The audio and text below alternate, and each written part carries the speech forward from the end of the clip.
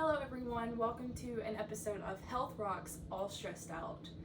Today we're going to be talking about stress, the good and the bad, and how to cope with that stress and how it affects us long term. Stress is generally thought of as a reaction to something that makes you tense or angry.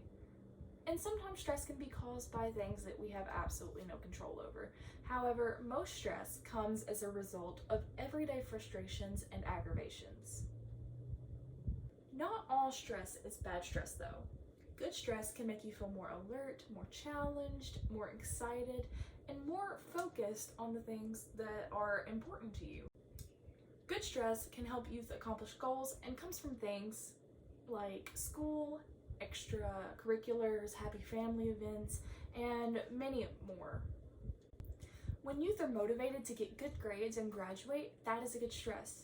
And also when you're motivated to do well in an athletic program, then that's also a good stress. But some students, all of us, take stress differently. So a student who has a lot of homework piling up may tend to feel stress more heavily, and that can affect them in negative ways. While another person in the same situation may feel relaxed and get it all done, and then they're done with it. So all of us are going to face stress differently, and we're going to handle stress differently. So it's important to know how you handle stress and different ways to cope with those methods. Because when stress is uncontrolled, it can take a toll on your life and your relationships and your schoolwork and everything that's important to you. When stressed, it also becomes more difficult to turn away from certain temptations, which is why oftentimes youth will turn to drugs and alcohol when they are stressed out. Alright, for activity 1, all you're going to need is the All Stressed Out handout, a balloon, and a pencil. Everyone feels stress in their lives, but not all stress has to be bad. For example, a little bit of worrying about a test may be good and push you to do well in studying. But a lot of stress built up over time can have negative effects on you. When stress is ongoing, it can have negative effects on the body, on your cognitive abilities, on your behavior, on your emotional capabilities. Stress can have effects on all of these different things. So you have to be careful not to let that build up and get too high. There's some things that cause stress in your life. You can just shout it out to the screen if you want to. You can tell your friends, tell your parents. But just think of some examples that cause stress in your life or maybe even other people's lives.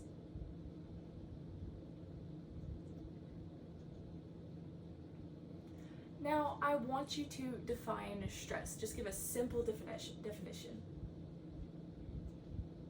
That's right. It is the reaction of the mind and body to something, anything. So to begin this activity, you're going to take this sheet and you're going to fill it out. Now each one has a number 1 through 5, and it's things that are stressing you out. And you're going to number if it stresses you out a little or if it stresses you out a lot. 5 being a lot and 1 being a little bit.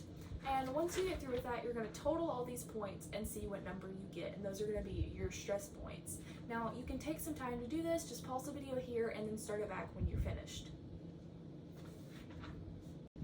Now, we're going to take our balloons. This balloon represents you.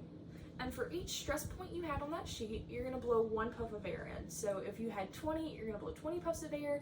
If you had 30, you'll blow 30. If you had 40, you'll blow 40. Personally, I had 38, so I'm going to put 38 puffs of air in my balloon. And while you're blowing it up, think about how this balloon might represent a person who is really stressed, or how adding stress is making the balloon feel. Alright, so let me do 38.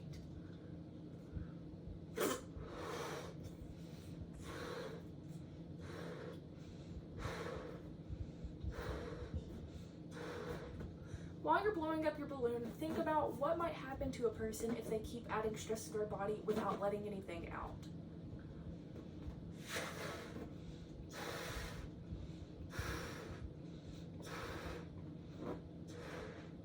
Also, be sure to think about how your body's going to feel if you keep letting this stress add up.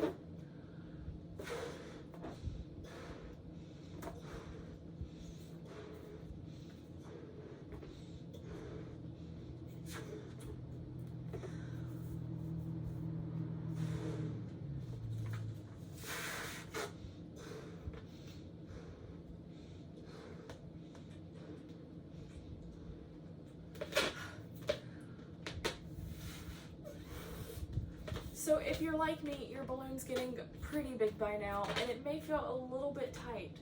That can represent us when we add so much stress to our lives. It's gonna feel kind of like we're suffocating, and kind of like the chest is tight, and kind of like we're almost about to pop.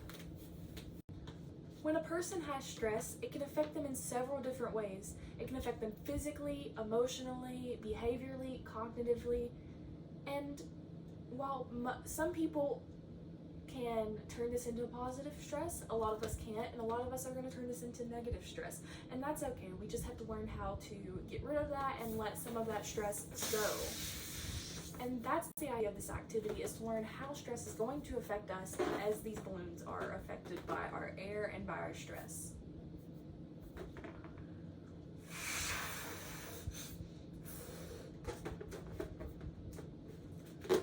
Sometimes it's just better to let that stress go.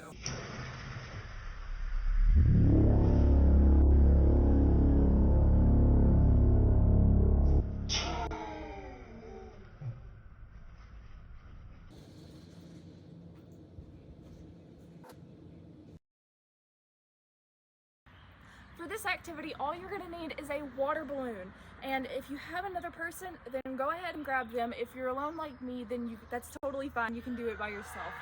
But what you're going to want to do is get you and the other person and toss the water balloon back and forth without dropping it and popping it. Now, the purpose of this activity is to see how stress works in this game, because most likely you're going to feel a little bit of physical stress during this activity. Now, if you're alone, you're just going to toss it up, getting higher each time, and see if you can catch it each time without popping it. All right, let's start.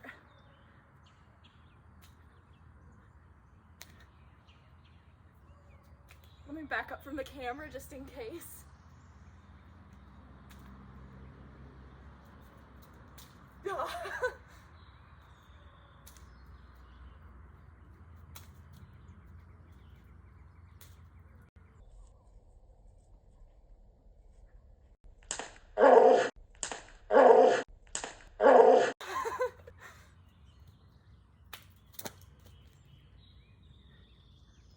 See, now I dropped it. It didn't pop, luckily.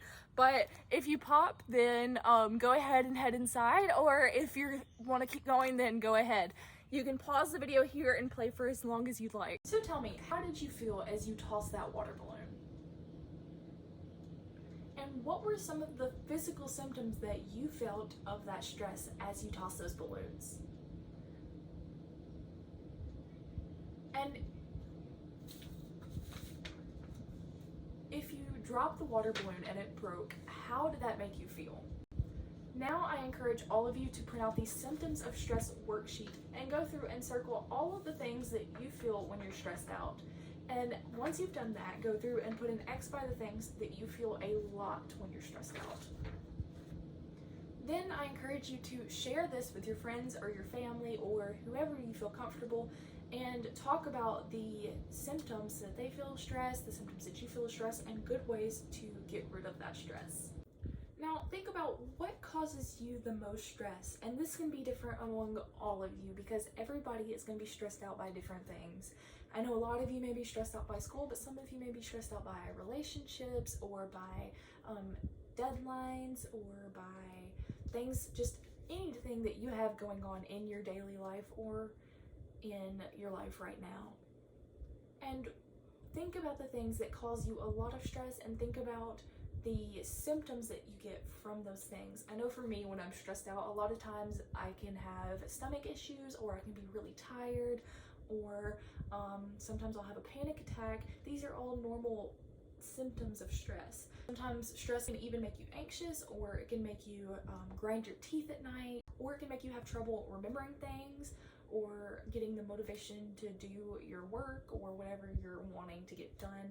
Stress has all these different negative effects, and you have to be sure that you're watching these to make sure that you are being proactive in your symptoms. Also consider that maybe some of these signs of stress can be positive. See if you can put a positive spin on any of these things and think about how they can be positive. Now I want to ask you, did the water balloon game give you signs of positive stress or negative stress? Right, so think about how some of the physical symptoms of stress can be also good and bad, and how they are similar and how they are different. The biggest thing about all of this is we have to learn how to cope with our stress in positive ways. Some things that you can do when you're stressed are exercise, maybe you could do some yoga or meditate. You can go and play games with your friends and family.